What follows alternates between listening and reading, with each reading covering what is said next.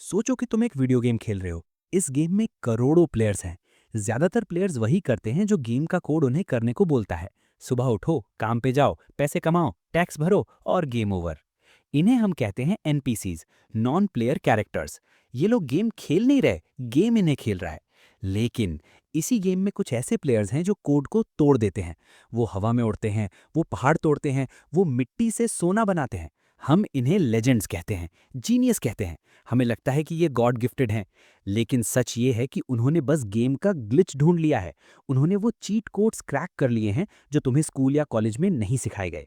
आज हम हिस्ट्री के डेटाबेस को हैक करेंगे। हम 5 ऐसे कोड्स या लॉस को डिकोड करेंगे जिन्होंने ऑर्डिनरी लोगों को एम्परर्स, बिलियनर्स और रेवोल्यूशनरीज बना दिया।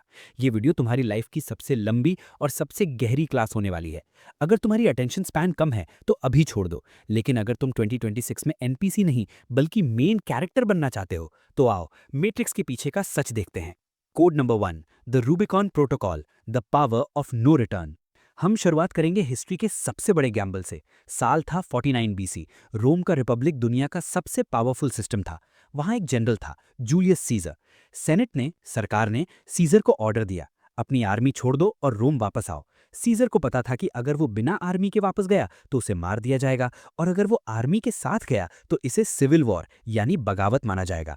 सीजर एक नदी के किनारे खड़ा था। उस नदी का नाम था द रूबिकॉन। ये नदी बॉर्डर थी। इसे पार करने का मतलब था मौत या जीत, बीच का कोई रास्ता नहीं। उसके जनरल्स डर रहे थे, वो सोच रहे थे, लेकिन सीजर ने घोड़े की लगाम खींची और कहा, एलिया याक्ता एस्त, मतलब पासा फेंक दिया गया है, अब जो होगा देखा जाएगा। उसने नदी पार कर ली।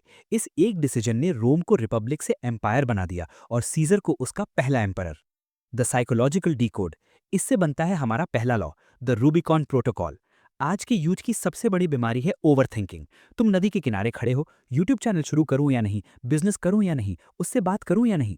तुम कैलकुलेट कर रहे हो, और जब तक तुम कैलकुलेट करते हो कोई और नदी पार करके जीत भी जाता है। सीजर ने सिखाया कि लाइफ में एक ऐसा पॉइंट आता है जहां सोचना बंद करना पड़ता है और कूदना पड़ता है। इसे कहते हैं क्रॉसिंग द रूबिकॉन। एक ऐसा पॉइंट जहां से वापस लौटने का रास्ता बंद हो जाए। साइकोलॉजी कहती है कि जब हमारे पास प्लान बी होता है, हमारा दिमाग 100% एफर्ट नहीं देता, लेकिन जब डू और गाय होता है तो हमारा दिमाग सुपर ह्यूमन बन जाता है। अगर तुम्हें 2026 में जीतना है तो अपने ब्रिजेस जला दो, ऑप्शन मत रखो। खुद को बोलो, मैं ये एग्जाम क्रैक करूंगा या मर जाऊंगा, लेकिन वापस एवरेज लाइफ में नहीं जाऊंगा। डिसाइसिवनेस ही वो पावर है जो किंग को पॉन से अलग करती है। Code number 2, the Trojan algorithm, the art of invisible war. अब हम चलते हैं ancient Greece.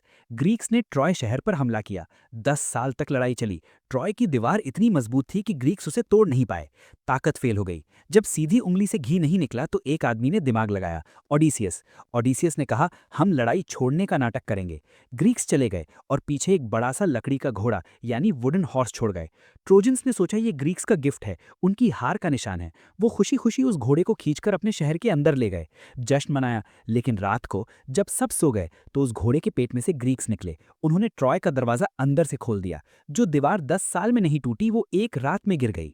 The psychological decode, इससे बनता है हमारा दूसरा law, the Trojan algorithm.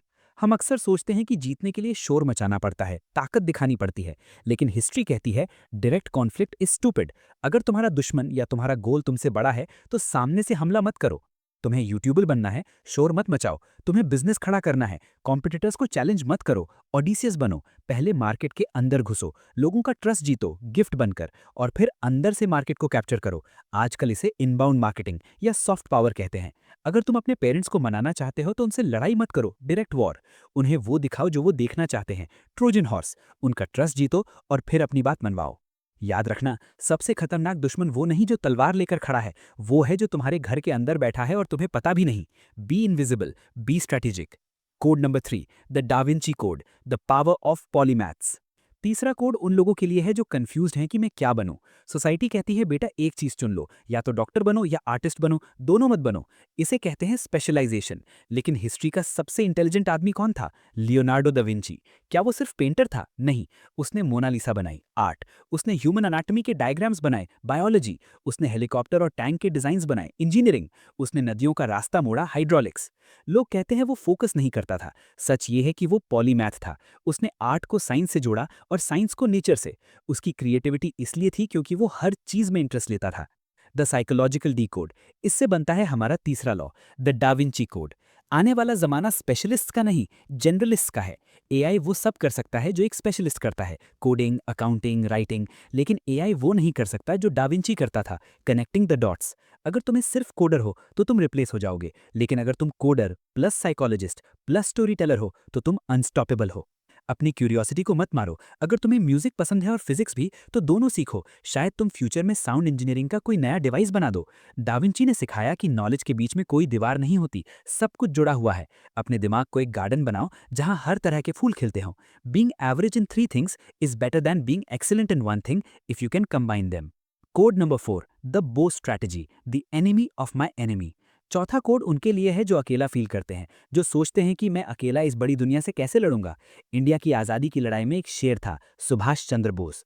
Gandhi ji का रास्ता था नॉन वायलेंस, लेकिन बोस का रास्ता अलग था। उन्हें पता था कि अंग्रेज सिर्फ ताकत की भाषा समझते हैं, लेकिन बोस के पास अपनी आर्मी नहीं थी। उन्होंने क्या किया? उन्होंने जियोपॉलिटिक्स का इस्तेमाल किया। वो अंग्रेजों के सबसे बड़े दुश्मन हिटलर यानी जर्मनी और जापान के पास गए। उन्होंने सोचा दुश्मन का दुश्मन मेरा दोस्त। उन्होंने देश के बाहर जाकर आज़ाद हिंद फौज बनाई। एक इंसान बिना किसी गवर्नमेंट सपोर्ट के पूरे ब्रिटिश एम्पायर को हिला के रख दिया। The psychological D code. इससे बनता है हमारा चौथा लॉ, द बो स्ट्रैटेजी। इसे लेवरेज कहते हैं। अगर तुम्हारे पास रिसोर्सेज नहीं हैं तो उनके पास जाओ जिनके पास रिसोर्सेज हैं और जो तुम्हारे विजन से अलाइन करते हैं। अकेला चना भांड नहीं फोड़ सकता, लेकिन अगर वो बारूद के साथ मिल जाए तो धमाका कर सकता है। 2026 में नेटवर्किंग का मतलब पार्टीज में जाना नहीं है, इसका मतलब है strategic alliances banana.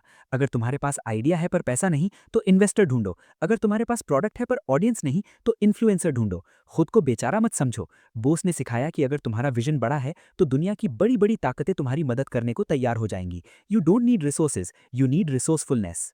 Code number 5, the memento mori, the urgency of death. आखिरी कोड सबसे कड़वा सच है। हम सब ऐसे जीते हैं जैसे हमारे पास इनफाइनाइट टाइम है। कल कर लूंगा, अगले साल कर लूंगा, अभी तो मैं जवान हूं। हिस्ट्री के सबसे पावरफुल एम्परर मार्कस ऑरेलियस, जो रोम का राजा था, जिसके पास दुनिया की सारी दौलत और ताकत थी, वो एक टेंट में बैठकर अपनी डायरी में क्या लिखता था? वो लिखता था, you could leave life right now, let that determine what you do and से एंड थिंक। मतलब तुम अभी इसी वक्त मर सकते हो, इस सच को अपना हर काम तय करने दो। इसे लैटिन में कहते हैं memento mori, remember you must die. ये डिप्रेशन नहीं है, ये हाई परफॉर्मेंस फ्यूल है। स्टीव जॉब्स रोज सुबह शीशे में देखकर खुद से पूछते थे कि अगर आज मेरी जिंदगी का आखिरी दिन होता तो क्या मैं वही करता जो आज करने वाला हूं? जिस दिन जवाब नहीं आता था वो अपनी लाइफ बदल देते थे। The psychological D code. इससे बनता है हमारा पांचवा law, the memento mori. Procrastination, टालना की बीमारी तभी होती है जब हमें लगता है कि टाइम बहुत है। जिस दिन डॉक्टर कह दे कि तुम्हारे पास सिर्फ 1 साल है, तुम्हारा प्रोक्रेस्टिनेशन गायब हो जाएगा, तुम्हारी लेजीनेस गायब हो जाएगी, तुम्हारे सारे फालतू डर, लोग क्या कहेंगे, गायब हो जाएंगे। तो डॉक्टर का वेट क्यों कर रहे हो? आज रात जब सोने जाओ तो सोचो कि शायद मैं कल ना उठूं, और कल सुबह जब आंख खुले तो उसे एक बोनस लाइफ मानो। जब तुम मौत को अपनी आंखों के सामने रखते हो तभी तुम जिंदगी को पूरी शिद्दत से जी पाते हो। अर्जेंसी लाओ, अभी नहीं तो कभी नहीं। The final download, conclusion. तो प्लेयर्स, ये थे वो 5 कोड्स जो मैट्रिक्स को तोड़ते हैं। 1. रूबिकॉन प्रोटोकॉल, फैसला लो और पीछे मत देखो, एक्शन। 2.